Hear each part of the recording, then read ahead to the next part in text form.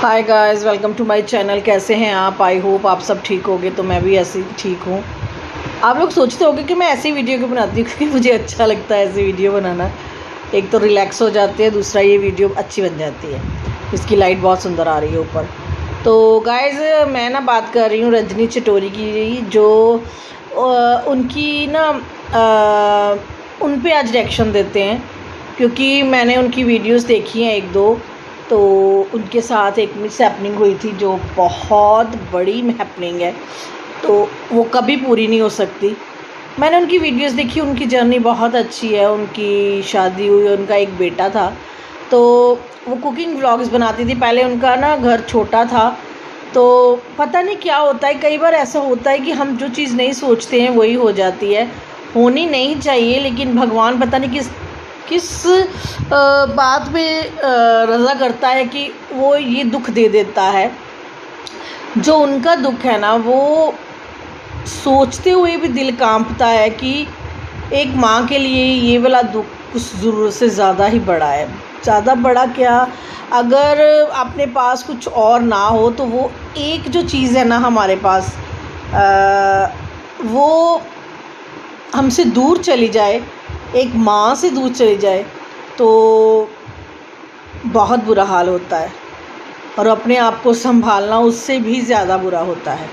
मैंने उनका एक ब्रॉडकास्ट देखा जिसमें उन्होंने बताया कि जब वो मिस हैपनिंग में आपको बता रही हूँ, शायद आप लोगों को पता ही है कि जो लोग रजनी चटोरी जी को जानती हैं।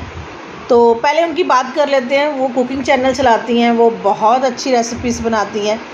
उन्होंने थोड़ा सा हुआ है अपना नया घर में शिफ्ट किया है, वहाँ वो वीडियोस बनाती थी। उनका एक बेटा था, मैं था क्यों बोल रही हूँ, ये कुछ लोगों को पता होगा, कुछ को नहीं पता होगा। तो उनके पति और वो तीनों थे। तो जहाँ तक मुझे पता है, बाकी अगर मुझसे कुछ मतलब गलत हो जाए तो प्लीज़ माफ़ कर दीजिएगा। तो बात ये है कि उनका बेटा था, तो उसका एक रोड एक्सीडेंट में उसकी डेथ हो गई थी।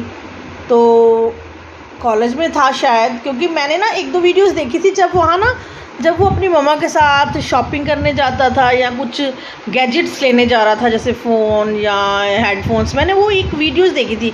तब मुझे ये नहीं पता था कि ये ना मतलब वो है, क्या कहते हैं कि मतलब व्लॉगर्स हैं, मैम व्लॉगर्स हैं, या मतलब एक चैनल चलाती हैं। मुझे ये लगा था कि शायद मैंने वो रैंडमली ऐसे किया, तो वो ना यूट्यूब पे आ रही थी उनकी वीडियोस, तो मैंने देखी। तो मैंने वो सब चेक किया था तब। तो मुझे बहुत बुरा लगा कि उनके बेटे की डेथ हो गई, और जो उन्होंने नए घर में शिफ्ट किया था वहाँ तो वो और उनके हस्बैंड ही रह रहे हैं। तो देखिए, एक माँ के लिए तो ये बहुत बड़ी बात है। और उससे भी बड़ी बात ये है कि उन्होंने अपने बच्चे की प्रेयर मीटिंग नहीं रखी, उन्होंने अपने बच्चे के लिए जैसे एक सेमिनार होता है ना, वैसे रखा था। और लोगों ने इतनी सारी बातें की थी, इतनी सारी उनको बातें की थी कि कल इनका बेटा मतलब ऐसे हुआ है, तो और आज इन्होंने ना ये सब कुछ रखा है। वो इतनी ज़िंदा दिल है, इतनी ज़िंदा दिल है। मैंने देखा कि उन्होंने बताया कि ये मैंने इसलिए रखा था क्योंकि ये मेरे बेटे को पसंद था, और मैं उसे अपनी यादों में क्या वैसे ही ज़िंदा रखना चाह रही थी जैसे वो रह रहा था। मैंने उसके फ्रेंड्स को बुलाया, उनके फ्रेंड के साथ उसकी बातें शेयर की। देखिए, ये करना आसान नहीं है, ये करना बहुत मुश्किल है एक माँ के लिए। एक माँ तो है एक इंसान के लिए। अगर हम भी ये सोचे ना कि हम किसी की डेथ को एक मतलब अलग वे में लेके जाए, तो ये करना तो सबसे पहले तो करने के बारे में सोचना ही बहुत मुश्किल है। ऊपर से अगर हम ये कर लेते हैं तो लोग नहीं जीने देते हमें, जैसे कि उन्हें नहीं लोग जीने दे रहे। अभी लोग सोच रहे हैं कि उन्होंने ऐसा किया, पता नहीं उनका बेटा ऐसे हो गया। आप खुद ही बताओ, एक माँ है जिसका एक ही बेटा है और वो इस दुनिया से चला गया, और वो माँ मतलब ऐसा कुछ करेगी जिसमें उसमें प्रॉफिट क्या है? उस माँ को क्या है? उस माँ को मिल जाएगा अगर वो उसको सोग में नहीं, और उसके फ्रेंड्स के साथ उन्होंने वो मतलब सब कुछ किया। वो इवेंट पूरा था, तो वो इवेंट मतलब इतना बड़ा था लोगों ने उसकी वीडियोस बनाई, उनको बताया कि देखिए एक माँ का बेटा ख़त्म हो गया और वो ये कर रही है, खुश हो रही है, या मतलब पता नहीं क्या क्या कई लोगों ने उनको लिए लिखा। तो उन्होंने ये बताया कि उन्होंने ना उनकी इसकी एग्ज़ाम्पल एक बहुत अच्छी दी। उन्होंने कहा एक पत्थर है जिसे मैं अपनी पॉकेट में रख के बैठी हूँ और उसका कोई मतलब नहीं है और वो मुझे डिस्टर्ब कर रहा है, मैं उसे निकालना भी नहीं चाह रही और उसे ना मतलब रखना भी नहीं चाह रही। तो वो माँ क्या करेगी उस वक्त, क्या करेगी? उनका बेटा जो है वो इस दुनिया से चला गया, ना वो उसे छोड़ सकती हैं ना वो उसे रख सकती हैं। रखेंगी तो सारी ज़िंदगी का मतलब वो यहाँ पे ना एक बर्डन रह जाएगा, जिसके लिए वो सब कुछ बनाती थी। सबसे बड़ी बात, जो उन्होंने किचन चैनल शुरू किया था वो अपने बेटे के लिए ही करती थी वो सब कुछ, और वो ही बेटा आज इस दुनिया में नहीं है। तो आप बताइए ना उस माँ को कैसा लगता होगा। फ़िलहाल उन्होंने जब ये सब कुछ छोड़ दिया, लोग क्या बातें करते हैं क्या नहीं करते, वो अपनी ज़िंदगी में आगे बढ़ना शुरू हुई। उन्होंने अपने बच्चे की हर एक चीज़ जो है ना वो संभाल के रखी हुई है। मैंने 2-3 वीडियोस देखी, उनके घर गेस्ट आए, वो बहुत अच्छी तरह से कुकिंग करती हैं। तो अभी उनका कोई प्रोडक्ट लॉन्च हुआ है, जो मैंने ये भी देखा है कि उन्होंने भारती सिंह जी को भेजा है और भारती दी ने उसका रिव्यू दिया है, क्योंकि उनको पता ही नहीं है रजनी चटोरी कौन है। तो भारती दी ने बोला है, मैंने भारती दीदी की वीडियोस मैं देखती हूँ तो उसमें उन्होंने बताया है कि मतलब मैं ना ये किसी रजनी चटोरी जी ने भेजा है और बहुत अच्छी अच्छी चीज़ें भेजी हैं जिन्होंने नया शुरू किया है।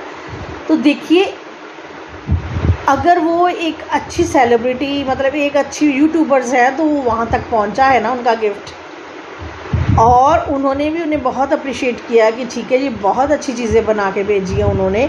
तो होममेड चॉकलेट्स थी शायद, पता नहीं और क्या क्या था, मैंने देखा है कि बॉक्स किया था उनके घर। तो रजनी जी, आई होप आप ना अपने आप को इतना स्ट्रॉन्ग आपने कर लिया है कि करना ही पड़ेगा, क्योंकि आप इसके बाद कोई ऑप्शन ही नहीं है। अगर ऑप्शन होता तो आप पहले ही उसको मतलब सोच लेती, कर लेती। आप अपने चैनल पे ध्यान दीजिए। लोगों का क्या है, लोग तो किसी मरे हुए को या किसी को जो इस दुनिया से चला गया उसको नहीं छोड़ते हैं। आप तो ज़िंदा हो, आपके बेटे तक को नहीं छोड़ा, आपकी कई बातों आपको ऐसे कर दिया जैसे आप माँ नहीं कुछ और हो।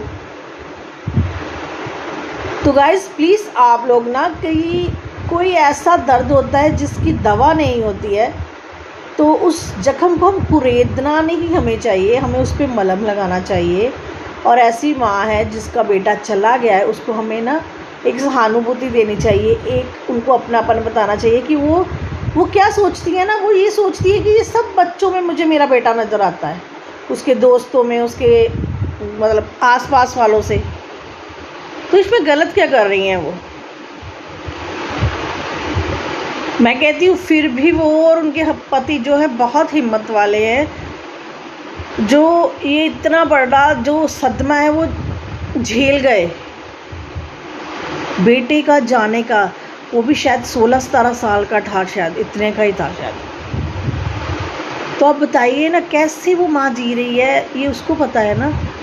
हम लोगों के सामने नहीं वो कह रही होगी, बोल नहीं रही होगी या कुछ, लेकिन जब रात को सोती होगी तो कभी तो उसे अपना बेटा याद आता होगा ना।